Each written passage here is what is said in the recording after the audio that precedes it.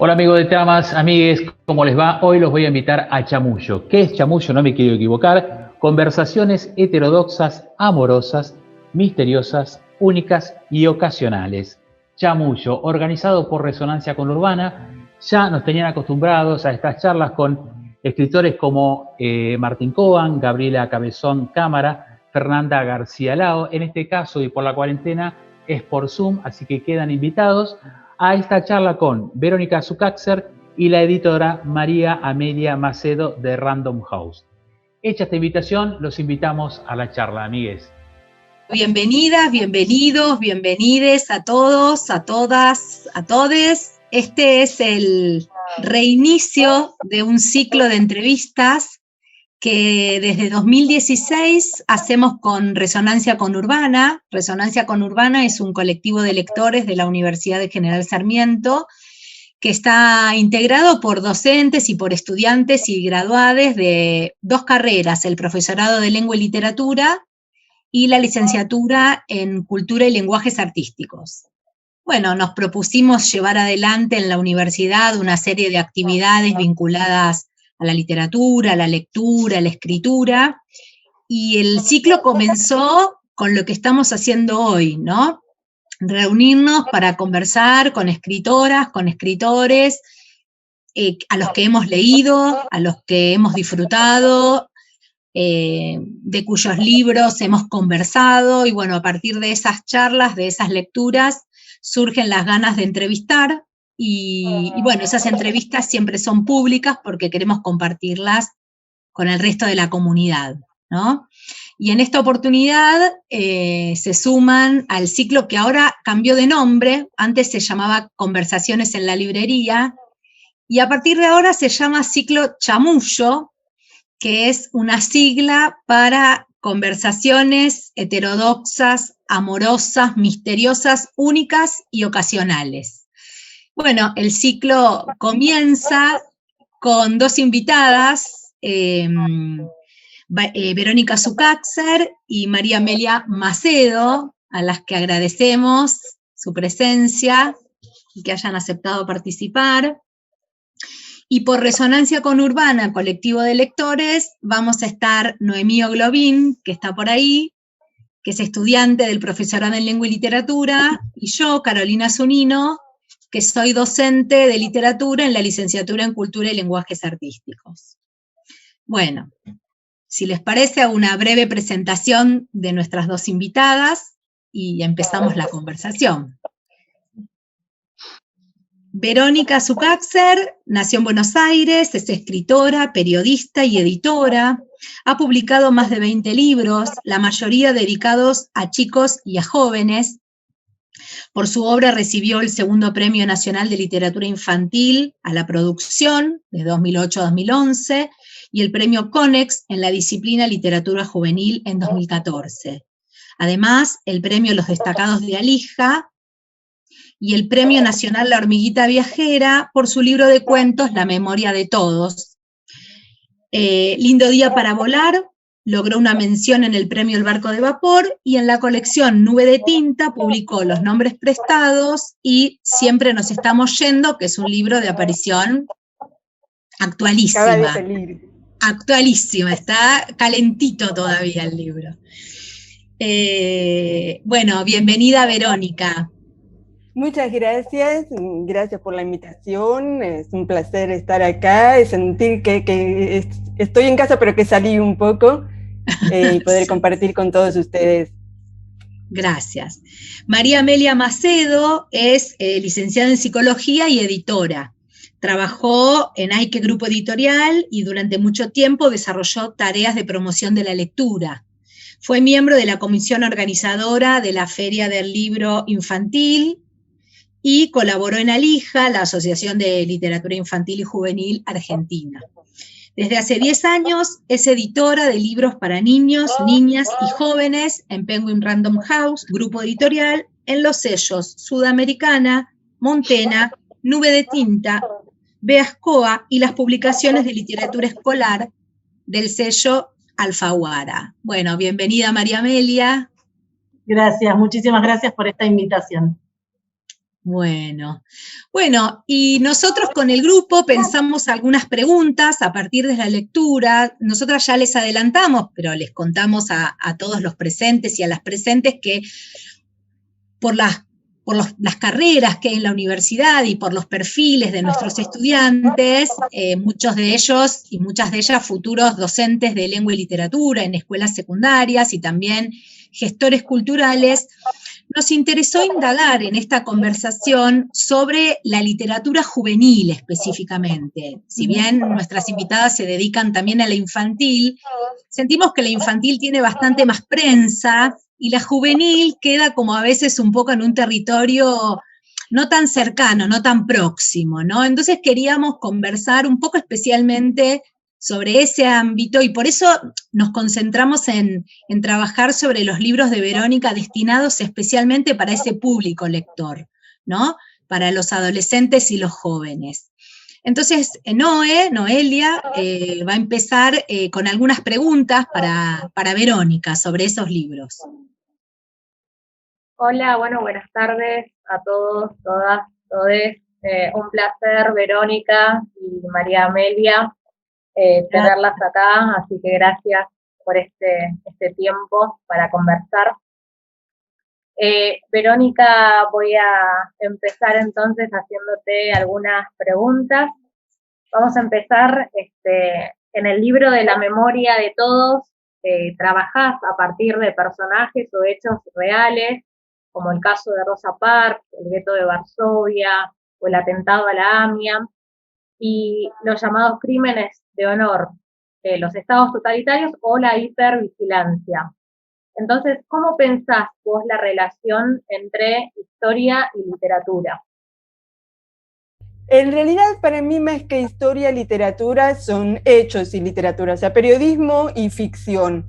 Y creo que mi interés siempre fue atravesar mis dos oficios o profesiones. Siempre el estímulo para encontrar una historia estuvo en algo externo, justamente en un hecho histórico o en algo que leo en los diarios, en una noticia que guardo 20 años, en algo que escucho en un documental. Crecí leyendo sobre la Shoah desde muy chica, cuando a lo mejor no es un tema que uno piense para un chico de 8 años, el hecho de ser judía, de pertenecer a una familia no religiosa, pero en donde lo cultural de lo judío tenía su peso, hizo que fuera un tema que me interpelara directamente en ese sentido de cómo hubiera pasado a mí. Sí, después, por ejemplo... No, sí. Perdón. Otros temas como crímenes de honor, es un tema del crímenes de honor, me parece de los más feroces que hay en el mundo, o sea, que el hecho de que las propias familias maten a sus hijos por no seguir con tradiciones. Justamente hace 1 o 2 días salió en el diario la noticia de un crimen de honor en Europa de una chica que había logrado salir de su casa y volvió a buscar sus cosas. La historia particular que cuento de los crímenes de honor en la memoria de todos fue una noticia que corté una vez, la guardé, en donde esos personajes me empiezan a hablar y empiezo a armar una historia en la cabeza con eso. En este cuento, el bibliotecario de la Fundación INWO, que funcionaba en la AMIA, dice: recupero la memoria de uno para la memoria de todos. ¿Cómo vos relacionarías esta frase con tu propio proyecto literario, Verónica? No sé, que me pasa algo que muchas veces escuchaba que se les preguntan a otros escritores cuáles son sus temas recurrentes. Y yo creía que no tenía temas recurrentes hasta que me di cuenta que si iba hacia atrás tenía muchos libros escritos sobre la memoria y la identidad. En el caso del cuento La memoria de todos, fue un pedido para el aniversario del atentado a la AMIA. con lo cual comencé a investigar, y obviamente que el tema de la recuperación de los libros fue lo que más me llegó a lo que podía contar. Una de las partes del atentado que me interesaba contar, que no es tan visible en relación a las víctimas, o sea, la pérdida de la memoria, justamente. No puedo explicar exactamente por qué le doy tantas vueltas a este tema. Sí creo que tiene que ver con la identidad, o sea, cómo uno construye su identidad pura y exclusivamente a través de la memoria. No hay manera de saber quién sos si no sabés de dónde venís, en dónde estás parada, quiénes te rodean. Y a mí el tema de la identidad es un tema que lo traigo desde siempre, en el sentido de vivir entre dos mundos, entre el mundo de los oyentes y el mundo de los sordos, no pertenecer a ninguno, pero querer estar de prestado en el mundo de los oyentes y necesitar, por ejemplo, el apoyo ahora del chat. Eso hizo que siempre me interesara mucho cómo se construye en una persona la identidad, cómo sus circunstancias, realidades y memoria van construyendo su historia. Sí, y es interesante esto que decís. Bueno, nos comentabas también que desde chica, digamos, tenés lectura sobre lo que es específicamente la Shoah. Vos en los nombres prestados, bueno, contás la Shoah, el Holocausto, y siempre surge la pregunta de cómo contar aquello que por lo atroz supera los límites del lenguaje, ¿no? Una preocupación por cómo se cuenta y no solo la historia que se quiere narrar. Entonces, la pregunta sería, ¿cuáles son los recursos narrativos que vos pones en juego? Sí, el tema de la Shoah es un tema que tardé 20 años en escribir ese libro, y me planteé muchas veces si yo tenía el permiso de escribirlo, porque creo que hay... perdón, acá me llegaron como dos preguntas, entonces era sobre la Shoah, ¿no? Perdón Sí. si no respondo exactamente lo que me preguntan. Voy a leer bien. Sí, no te preocupes. Más que nada es como los recursos narrativos, ¿no? Que usás Los para recursos contar esto. narrativos, sí, creo que hablar sobre los recursos narrativos es más tarea del lector que mía, porque en el momento de escribir no estoy pensando cómo armo esa historia. Sí, por ejemplo, con los nombres prestados me pasó que no encontraba el modo de contar, de llevar adelante la historia, hasta que me di cuenta que tenía que dividir a los personajes. Ese sí es un recurso narrativo, o sea, al separar los capítulos y poder trabajar cada personaje en su contexto histórico, su lugar físico por separado, pude armar la historia como si fuera un rompecabezas. Pero no sé si me doy cuenta de qué otros recursos uso hasta después que está el libro publicado y lo puedo leer con otra mirada. Me interesa justamente siempre dar voz a los personajes que no son héroes, los personajes que no ganan, los personajes que no tuvieron actos desinteresados de altruismo, al personaje real, el que estaba en ese momento frente a las peores circunstancias y la luchó como pudo. Creo que eso es algo que es lo que más me interesa, y se lo debo en gran parte a Primo Levi, a toda la obra de Primo Levi. Cómo él pudo contar su historia desde una mirada casi científica, con objetividad, sin caer en todo lo sentimental, que obviamente existe y está, y queremos crear sentimiento en el libro. No, justamente, bueno, digamos que por medio de la literatura visibilizás a los invisibilizados y se les da la voz precisamente a los silenciados, ¿no? ¿Y cómo trabajas en la creación de estos personajes?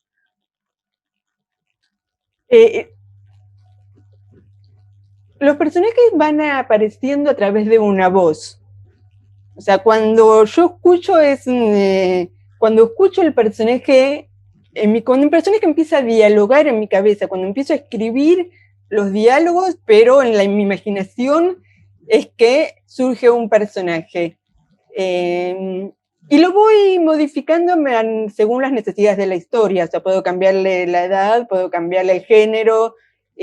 Hay veces que no es... hay personajes que surgen con mucha fuerza y es esta persona, y hay personajes que necesito para llevar adelante la historia, para que me cuenten algo. Entonces son dos tipos de enfrentarse al personaje de distinta manera.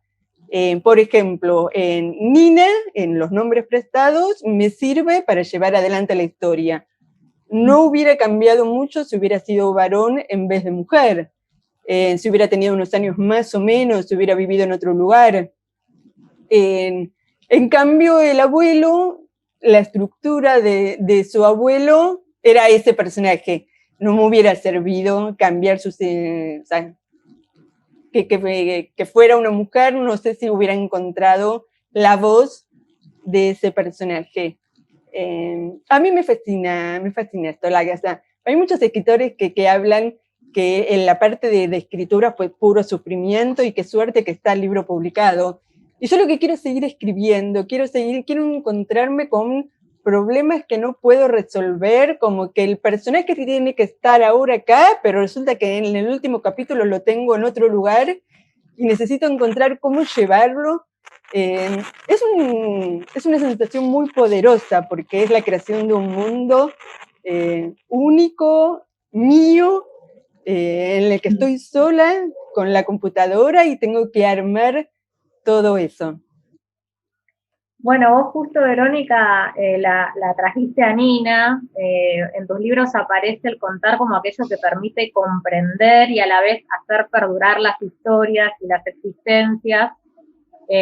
Bueno, para quienes no leyeron, en Los nombres perdidos, la caracterización de Nina como una joven lectora que quiere ser escritora y que debe vaciar esa biblioteca que marcó su infancia en su vida, abre también las reflexiones, ¿no?, acerca de escribir y contar. Entonces, ¿cómo pensás vos tu propia práctica como escritora en relación con este personaje de Nina? Sí, Nina soy yo, sin ninguna duda. Incluso el camino que hace Nina a la casa de los abuelos era mi camino desde el Normal 4 hasta la casa de mis abuelos en Calasanz y Formosa, en Caballito. Me resultó sencillo hacer eso, justamente porque Nina es el personaje que introduce la historia, que la va llevando, pero no es la que vive los hechos de la Shoah. Entonces, de alguna manera, ponerle mi ropa, o sea, Nina que quiere ser periodista, Nina que tiene que ir a vaciar la casa del abuelo, y que también me tocó cuando murió mi abuelo. Mi mamá se ocupó de vaciar el departamento, pero yo quise ir antes de terminar para ver qué me quería llevar.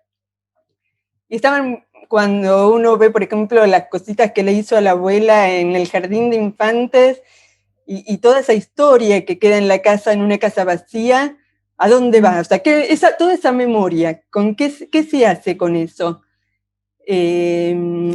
Así que Nina soy yo, eso fue fácil.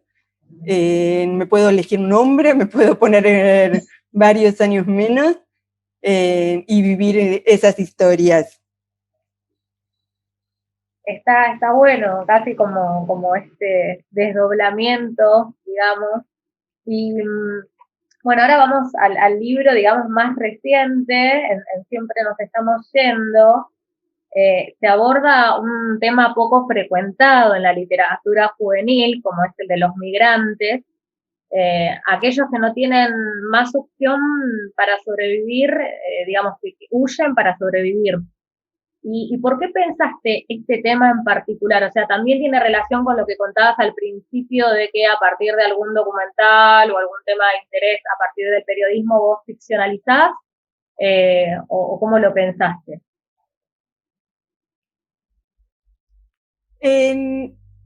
Cuando terminé Los nombres prestados había estado muy metida en un hecho histórico de hace tantos años. Quería buscar estímulo en algo más actual, y fue la época en que apareció el cuerpo de Aylan, era un nene de Siria que había intentado cruzar con la madre, creo, porque el padre estaba vivo y se lo entregaron en las costas de Turquía. Y eran todos los días, que sigue sucediendo ahora, las noticias de la gente intentando cruzar, de los barcos que vuelcan.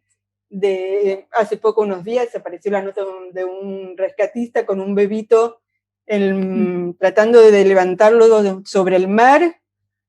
¿Qué pasa con todos estos niños que migran a veces solos, con los padres, que pierden los padres por el camino? O sea, justamente a estos niños, ¿quién les construye la memoria si aparecen en una costa solos a una edad en la que ellos mismos todavía no conocen su historia? Les vino por ahí.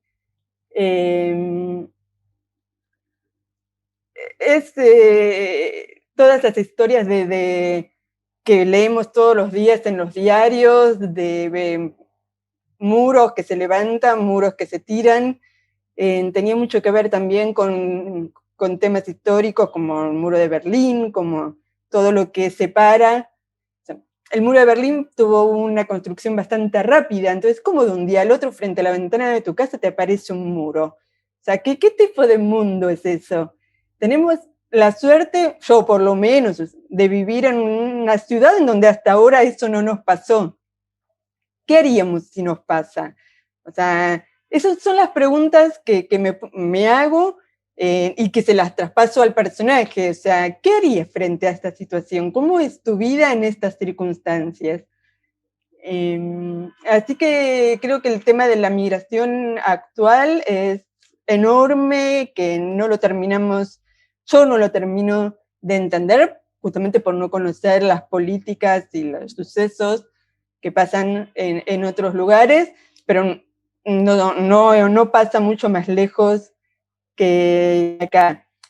También tenía una historia, había hablado una vez en un café con Antonio Santana, que le decía que no sé por qué, pues es un libro que lo leí cuando en mis 20, tenía en la cabeza la historia del Señor de las Moscas, de esa situación en que los niños, cuando están sin adultos, de alguna manera regresan a una especie de estado salvaje, mientras que todo el mundo siempre piensa en los niños como encantadores, como la bondad, como el angelito, como la imposibilidad de crueldad en los niños. Y esos son todos los elementos que me van apareciendo y de alguna manera se empiezan a hacer una bola y empiezo a ver qué es lo que hay alrededor de esa historia que yo pueda contar. Gracias, Verónica. La verdad, tus textos son muy enriquecedores, además súper interesantes también para trasladarlos, ¿no? Los pienso como estudiante, pero también como docente del aula de secundaria y también de secundaria de adultos y adultas. Así que me parece como muy, muy pertinente que recuperes estos tópicos que nos estuviste contando y que los trabajes a través de la literatura. Caro, no sé si vos tenés alguna otra pregunta. En tus libros, un poco ya, la pregunta que tengo ya la abordaste de alguna manera en toda la charla con Noé, pero veíamos en el comienzo de Siempre nos estamos yendo, una introducción que hace la narradora, donde dice, lo leo también para los que todavía no tuvieron el privilegio de tener un adelanto como tuvimos nosotros, ¿no? Dice, y de pronto tu mano toca mi mano como por descuido. Por eso empiezo a hablar la historia larga sin mentiras, sin secretos, para que este momento no se acabe nunca, ¿no?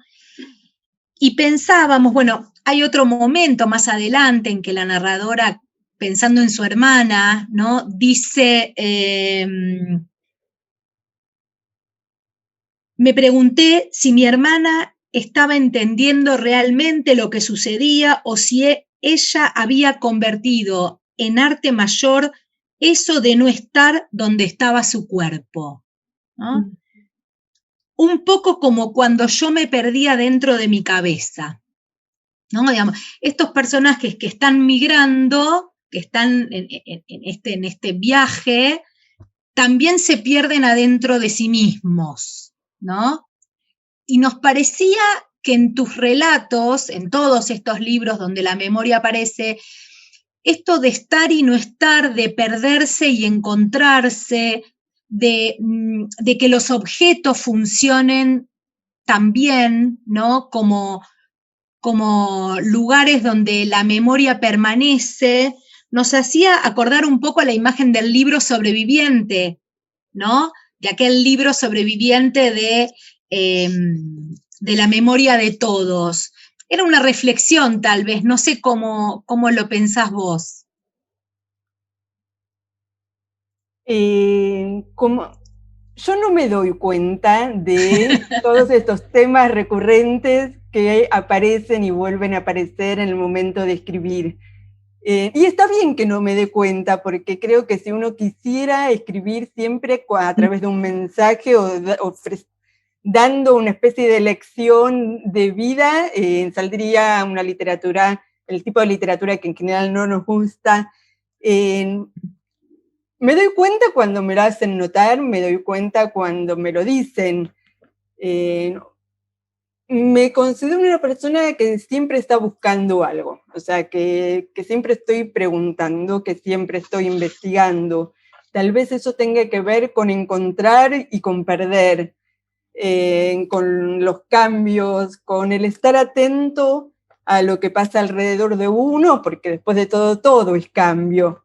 ¿Qué cambio tuvimos todos nosotros estos 2 últimos años? Que la vida que conocíamos se nos dio vuelta de manera absoluta con la pandemia. Entonces, hay muchísimas preguntas que surgen de cómo nos acomodamos, de cómo lo soportamos, de cómo lo procesamos o lo interpretamos. La idea no es nunca buscar encontrar respuestas, sino andar el camino pensando esto que nos pasa, y supongo que de ahí sale también lo que se pierde. Bien, buenísimo. Justamente me das el pie, Verónica, para una pregunta que teníamos para María Amelia, que es tu editora, ¿no? Y que justamente queríamos preguntarle a María Amelia como editora, ¿cuál es su perspectiva de la relación entre literatura y el abordaje de temas sensibles para la sociedad, ¿no? Temas vinculados a lo histórico, a lo cultural, a lo político? Pensamos, por ejemplo, en la ESI, pensamos en la violencia de género, pensamos en la violencia política, ¿no? Digamos, en el campo de la literatura juvenil, ¿no? Donde a veces la literatura está al servicio de dar cuenta de ciertos temas o no. ¿Cómo pensás vos ese vínculo? ¿No? Acabamos de escuchar lo que piensa Verónica, que es muy interesante. Sí, buenas tardes. La verdad es que me parece que lo rico de las historias como las de Verónica, justamente, que son historias literarias, es que nos acercan a los temas de la vida sin pensar en la funcionalidad de hacerlo. Entonces, desde la editorial, cuando nos llegaron los 2 proyectos de Verónica, el primero de los nombres prestados hace muchos años, nos encantó el libro, y de hecho lo pensamos, ella misma lo sugirió para la colección Nube de Tinta, que en ese momento perfilaba con temas muy realistas también, y se vuelven esos libros necesarios porque la literatura sirve como el artificio para también hablar de cosas, pero como un artificio y no para hablar especialmente, que es cuando tiene una funcionalidad que anula lo literario. Entonces, lo maravilloso, y la verdad que yo estoy muy fascinada con el libro, que lo voy a mostrar porque sí, estoy muy fascinada con cómo quedó. Lo maravilloso es poder hacer literatura real con estos temas también y no quedarse fijados en tratar de hablar especialmente de estos temas cuando uno pretende hacer un libro literario, ¿no? Bien, y esto justamente de necesitar mostrar el libro habla de tu rol de editora, ¿no? Que estás como en todo ese trabajo integral. Y te queríamos preguntar sobre eso, ¿no? Porque es una pregunta muy importante para los estudiantes y las estudiantes de las dos carreras que nos convocan a nosotros, ¿no? Decimos, ¿en qué consiste específicamente el trabajo de un editor, de una editora? Y si querés referirlo especialmente a los libros de Verónica, digamos, ¿en qué consistió tu intervención, ¿no? sobre los proyectos de escritura de ella? Bueno, justamente Verónica casi es el contraejemplo, porque sus textos ya vienen tan perfectos que el rol del editor es muy chiquito. Yo puedo acompañarla, puedo meter alguna palabra, alguna idea, potenciar un poquitito, pero la verdad es que en el caso de Verónica es perfecto su manuscrito, resuelto en todos los temas, viene con alguna duda, creo que es más como un mimo que como una necesidad realmente del texto. Es un placer, me da muy poco trabajo en la parte de la edición, pero básicamente un editor lo que hace es convertir un texto en un libro, ¿no? Los editores recibimos o pedimos a algún autor tratar algún tema, entonces lo que recibimos es un texto. Y ese texto se tiene que convertir en una materialidad, en un libro, en una colección. Tiene que estar inserto en una colección y con determinadas características de formato, de tipografía, si lleva ilustraciones, etc.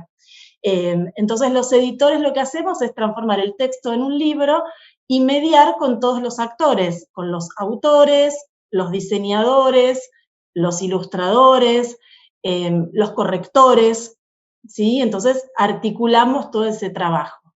Y específicamente el vínculo entre el texto y la ilustración, ¿no? Que es tan propio de la literatura juvenil e infantil, ¿cómo lo pensás? ¿O qué desafíos tiene para vos? El tema de la ilustración, el trabajo con los ilustradores, que va a ser particular para cada proyecto. Hay proyectos que se arman en conjunto entre autor e ilustrador, porque tiene que haber una convivencia texto e ilustración particular.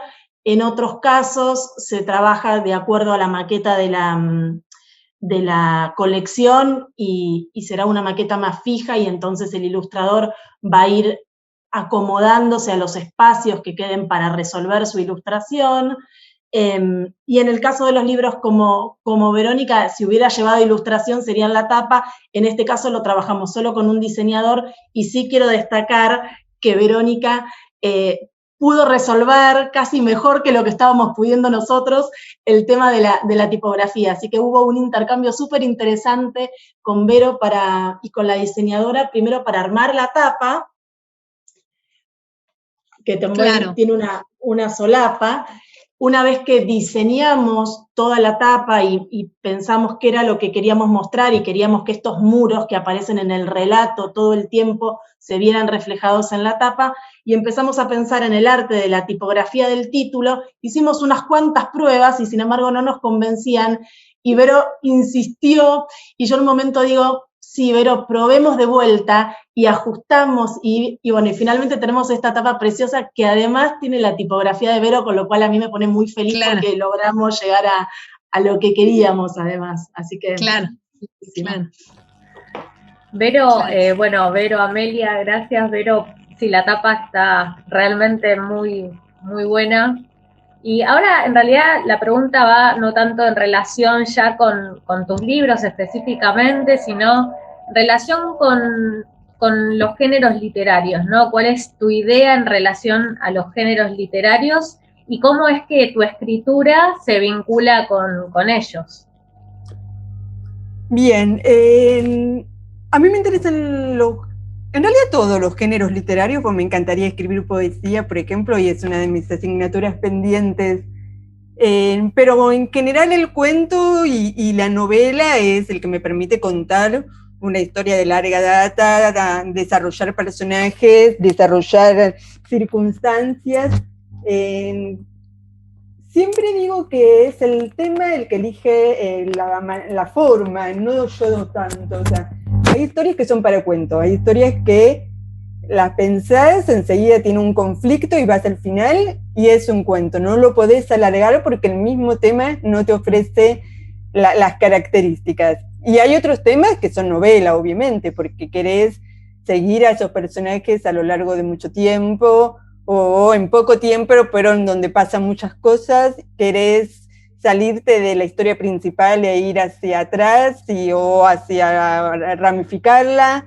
Entonces ahí la novela es lo más interesante, pero hay como un género nuevo que no sé todavía si tiene nombre, que me resulta fascinante, de libros que se estructuran como si fuesen textos muy cortos, de pequeños momentos, de sentimientos, de una literatura del yo, como se llama. Un ejemplo que me parece hermosísimo, el libro es Okazan, de Mori Ponsoi, que cuenta su viaje a Japón y cuando vio a su hijo, y a través de pequeñas crónicas o pequeños textos poéticos va contando lo que le pasó. Eso me encanta, es algo que lo busco, que lo leo y que intento por ahora hacer algunas cosas en ese camino. Y Verónica, ¿recordás cuando empezaste a escribir tus primeras escenas de escritura? En realidad empecé a escribir cuando aprendí a escribir, y como soy muy ordenada y obsesiva con mi material, sigo teniendo los poemas que escribí con 8 o 10 años, que eran una muy buena copia de Talión, de las Torres de Nuremberg, o de Bornemann. Y con 8 años ya escribía principalmente poesía, pasé por la adolescencia, obviamente, escribiendo poesías trágicas, de amores trágicos. Y después creí que iba a ser Cortázar a los 15 años, como creo la mayoría de los que queríamos escribir, sobre todo en los años 80. Por suerte no fui Cortázar y logré separarme un poco de ahí, pero tengo todavía los textos guardados al estilo instrucciones, con esa vuelta siempre fantástica. El primer libro publicado fue una trampa que yo hice, porque hay un círculo vicioso en la literatura, que es que si no tenés un libro publicado, las editoriales no te prestan atención, pero si las editoriales no te prestan atención, nadie te va a publicar ese primer libro. Y justo había visto una colección en la editorial Albatros como esos libros de cocina, de magia, que todos tuvimos en algún momento alguno. Y me comuniqué y ofrecí hacer un libro de periodismo para chicos, que en realidad dije que ya lo tenía escrito y no era así. ¿Para qué lo iba a escribir si me decían que no? Así que como me dijeron que sí, que les interesaba, me puse muy rápidamente a adaptar mi manual de periodismo de la facultad en un libro para chicos, y ese fue mi primer libro publicado. Y hay varios periodistas que me dijeron, chicas que ahora tienen 30 años, yo tengo 52, que me dijeron que mi libro fue que leyeron mi libro de periodismo siendo chicos y por eso quisieron estudiar periodismo. Así que fue la verdad un logro enorme. Y después de eso, el segundo publicado fue un muy buen paso para mí, que fue el libro del Pajarito Remendado, en la colección El Pajarito Remendado en Coligüe, hubo un concurso de cuentos, y yo lo gané, y fue el libro Alas para la Paloma. Así que con el primer libro de periodismo y después ya el premio, pude mostrar a las editoriales que tenía algo publicado. Y Verónica, bueno, un poco ya nos comentaste, ¿no? Cómo pensás ese diálogo de los personajes que primero surge en tu mente y después los pasás, bueno, iba a decir papel, pero por ahí directamente en la computadora escribís. Y cómo, en realidad, cómo es ese proceso creativo, ¿no? Con los personajes nos comentaste eso, pero ¿tenés algún tipo de ritual, de rutina para escribir?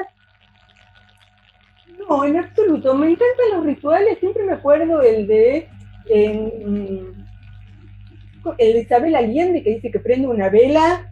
Cada vez que empieza a escribir una novela, prende una vela y sigue escribiendo hasta que la vela se apaga. Me fascinan los rituales y no me salen. En realidad, mi ritual más importante, ahora ya estoy más tranquila, en eso era escribir cuando no estaban los chicos. O sea, los chicos iban a la escuela y yo podía sentarme y escribir. Escribo generalmente de mañana, soy una persona de día. En cuanto empieza a oscurecer, me siento incómoda, me pasa algo y ya cierro todo, la computadora, ya es la hora de comer e irse a dormir, bien temprano. Así que no, la verdad que puedo tener épocas largas, épocas en las que no escribo y no me vuelvo loca, pero siempre estoy por los talleres, siempre estoy trabajando con literatura. ¿Y qué tenés en cuenta en el momento de escribir lo que es literatura juvenil? A mí lo que me fascina de la literatura juvenil es que son todas historias de iniciación, que son justamente todas las historias que te hacen preguntas, el quién soy, el cuál es mi destino, el por qué me llevo mal con la gente, cuál es el problema con mis viejos. Ese momento de descubrimiento del primer amor, de si alguien me va a querer, de si lo que hago ahora, si escribo bien, si lo que escribo ahora algún día lo voy a poder dar a leer. Tal vez me quede un poco en ese lugar. Es una literatura, yo no sé, ¿es para jóvenes lo que escribo o no es para jóvenes? La verdad es que no me lo pregunto mucho. Es la manera en que me gusta escribir. Obviamente, si me apareciera una historia en donde necesito profundizar más en la psiquis de un personaje muy complicado, eso no sería de interés para los jóvenes, porque serían a lo mejor historias de una mujer madura, pero esa cuestión de la búsqueda de la pregunta me lleva a que la manera en que escribo resulte ser la manera en que se conoce literatura juvenil. Bueno, que también está un poco ligado con la identidad, ¿no? O sea, otros planos de la identidad, pero todo gira en torno, al fin y al cabo, de ese gran tópico. Caro, ¿querés continuar? Sí, queríamos preguntarle a María Amelia un poco una pregunta análoga, pero desde la mirada de la editora, ¿no? Digamos. Sí. ¿Qué particularidades tiene? Y sobre todo, no solo al momento de seleccionar y editar literatura juvenil, sino de llegar con esos libros a ese público, ¿no? ¿Cómo lo pensás? Sí, en realidad acuerdo totalmente con lo que mencionó Vero. Lo que puedo agregar en realidad es que este tipo de libros es también para jóvenes, digamos, ¿no? Es un libro son libros de literatura que puede leer cualquier persona y también los jóvenes, tal vez porque los interpela a los jóvenes en estas puntas que mencionó Verónica, pero no es especialmente dedicado, digo. Por eso también importa, un poco relacionado con lo que vos me decías antes, lo que me consultabas, en qué colección está. Todo eso le da un marco, ¿no es cierto?, desde lo editorial. Y justamente los libros, sobre todo de Verónica y sobre todo estos dos, son libros que también pueden leer los jóvenes. Son libros que perfectamente pueden abordarse en el colegio, pero que también seguro van a elegir los jóvenes para leer por placer, que no están asociados a lo escolar tampoco. Digo, no. Y ahora precisamente que mencionas lo escolar, esa es una gran pregunta para nosotros y quizá para hacerle a ambas. ¿Cómo piensan o cómo evalúan o reciben ustedes lo que ocurre en las escuelas, el modo de leer, el modo de seleccionar los libros, digamos, que si tienen vínculos con ese universo, ¿no? Entre lo que es el ámbito editorial o para María Amelia o de la escritura para Verónica y el modo en que la literatura transita los espacios escolares? Nosotros tenemos un departamento de promoción, entonces sí tenemos promotores que visitan los colegios y acercan los libros a los docentes, que son los mediadores que después prescriben determinados libros. En general, tenemos un catálogo muy amplio que no está pensado específicamente para lo escolar. Digamos, vamos a lo escolar lo mismo que antes, vamos a lo escolar, pero no es que armamos los textos, los pensamos o pedimos a los autores que nos escriban determinados textos para la escuela. No lo pensamos como un fin, ¿sí? Entonces, bueno, es esa la distinción, digamos, no podemos ser más amplios literariamente y no buscamos un tipo de lectura escolarizada con una funcionalidad. Entonces, no somos de esas editoriales que piensan la lectura de una manera más ceñida o con una funcionalidad en particular. No revisamos la currícula para ver los temas que tenemos que buscar en los libros. Entonces nos acercamos más desde lo literario.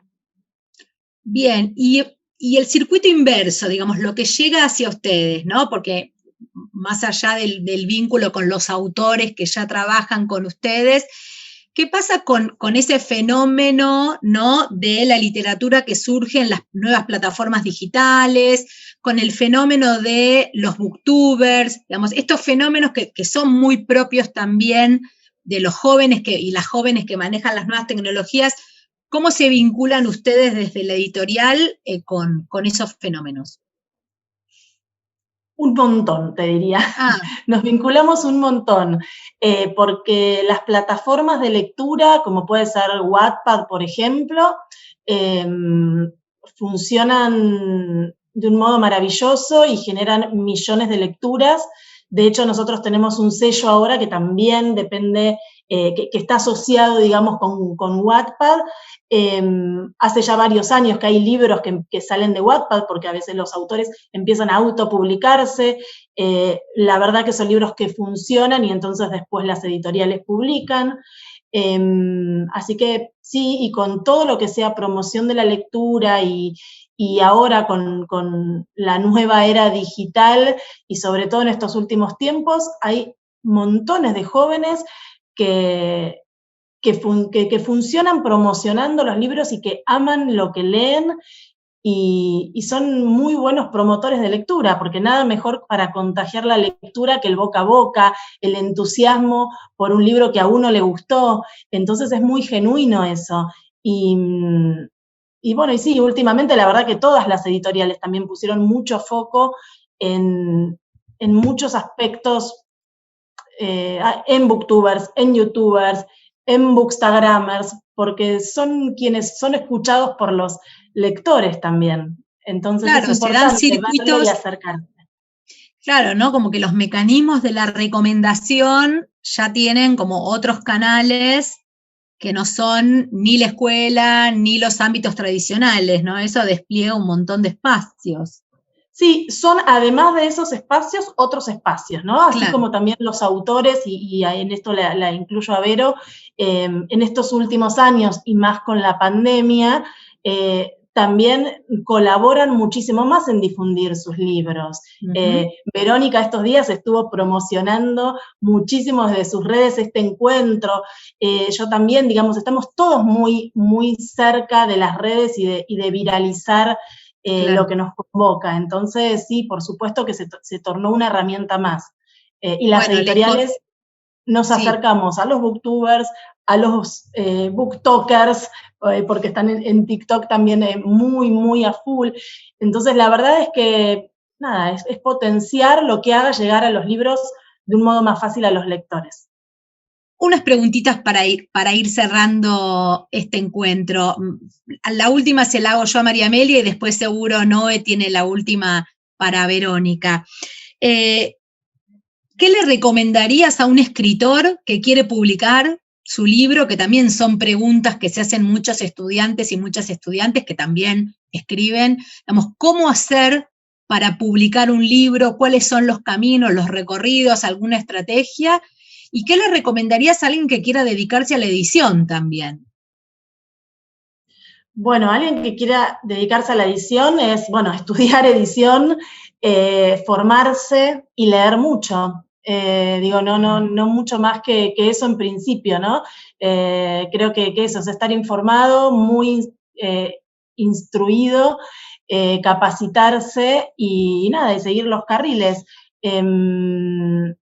A un escritor, bueno, depende, digamos, de dónde surja el texto, cómo surja su proceso de escritura, pero suponiendo que es un escritor que ya tiene un manuscrito, que lo tiene revisado, que está conforme con ese resultado, que lo ha hecho circular y ha podido hacerlo crecer y ha pulido el texto de la manera que considera mejor, bueno, es eso, es tocar puertas, es presentarse, es insistir a veces es también ubicar ese texto dentro de un catálogo y ver a qué editorial corresponde acercarse, porque hay veces que pasa que un texto no es para esa editorial, y también no frustrarse, porque hay momentos en las editoriales donde el armado del plan depende de tantas cosas, que tal vez ese texto es un no para una editorial, pero es un recontra sí para otra editorial que está en otro momento, que está en otras búsquedas, que está en otro proceso. Entonces, un poco es eso, ¿no?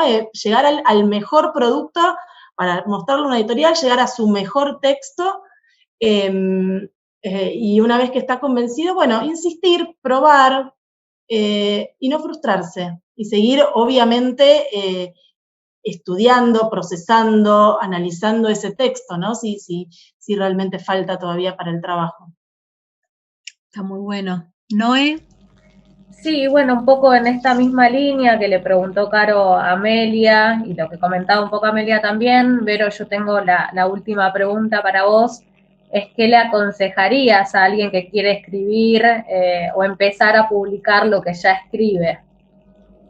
Para alguien que quiere empezar a escribir, y lo primero que le diría es que si quiere que la escritura sea algo más que una expresión personal, si quiere dar a leer a los demás, es que sepa que es mucho trabajo. Porque lo que me pasa permanentemente con la gente que escribe o la gente que viene a los talleres es que tienen un enorme terreno, ponen un ladrillo y dicen, uy, no me salió bien, no voy a poder hacer el edificio. No, bueno, pero te faltan años de trabajo, faltan un montón de ladrillos, falta tirar abajo las paredes porque salieron torcidas y volver a levantarlas.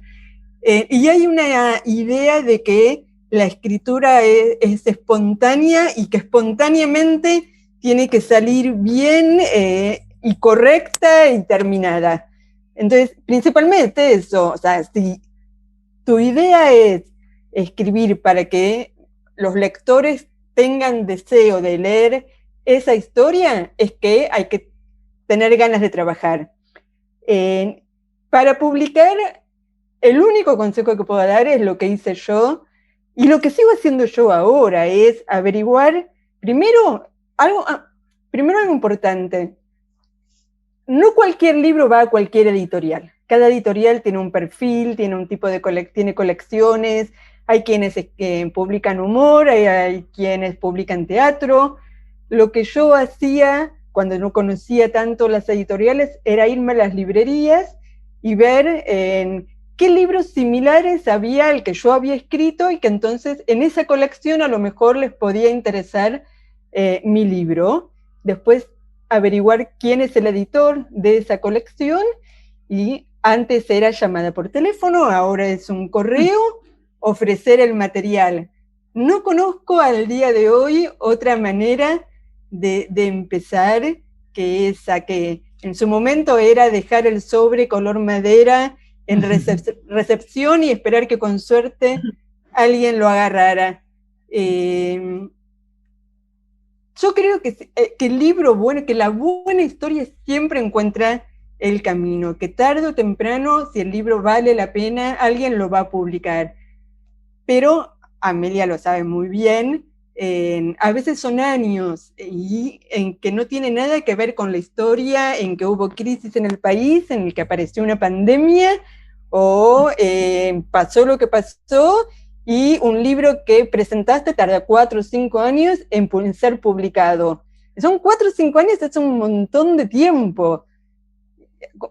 Con lo cual es un trabajo también de paciencia, de conocer cómo funciona el mundo editorial y querer ser parte de esto y soportarlo y tener el libro ahí esperando todos esos años. Por eso también al placer de cuando sale. ¿Vamos a contarlo? Sí. Vamos a decir que este proyecto Vero lo presentó hace 3 años. Se iba a publicar en el 19... ¿4? 4 porque en realidad yo lo escribí en el 2017. Entonces para mí fueron 4, para vos fueron 3. Bien, bien. Nos encantó cuando lo leímos, sabíamos que iba a convivir con los nombres prestados en la misma colección y decidimos publicarlo al año siguiente, porque nosotros ya teníamos ese plan editorial cerrado. Ahora, en el 19 fue un año complicado, que tuvimos que hacer restricciones, entonces pasó para el 20. Y en el 20, pandemia, tampoco fue posible. Entonces, lo trabajamos el año pasado, nos tomamos nuestro tiempo, creímos que iba a salir, después no salió y lo guardamos para este año. Pero la buena es que yo le había dicho que salía en octubre. ¿Y en qué mes estamos? Estamos en el mes 6, así que hemos ganado unos meses y para mí fue una felicidad muy grande cuando le escribí a Vero y poder sostener que salía antes. Así que todas esas cosas también pasan en las editoriales. Y está muy bueno, nos encantó el libro, la verdad, nosotros pudimos así correr la persiana y leerlo antes, así que la verdad que, bueno, lo recomendamos muchísimo. Y bueno, ahí te vi. Quería de verdad agradecerles mucho a Verónica, a María Amelia, por haber aceptado esta invitación a conversar con nosotros, con nosotras, a todos y a todas las que participaron, a todos y a todas las que se tuvieron que quedar afuera, pero les vamos a hacer llegar los modos de acceder a esta conversación tan interesante. A Juliana y a Paula, que hicieron todos los contactos para que esta entrevista ocurriera, también agradecerles mucho. Y bueno, iniciamos el ciclo Chamullo con esta charla que a mí me pareció realmente muy, muy cálida y muy enriquecedora, ¿no? Para todos los que quieren leer, escribir y publicar también. Así que bueno, muchísimas gracias. Bueno, muchas gracias a ustedes. Gracias. Y mucho éxito con el libro. Gracias por la invitación. Bueno, nos estamos viendo en el próximo encuentro de Chamullo. Hasta pronto.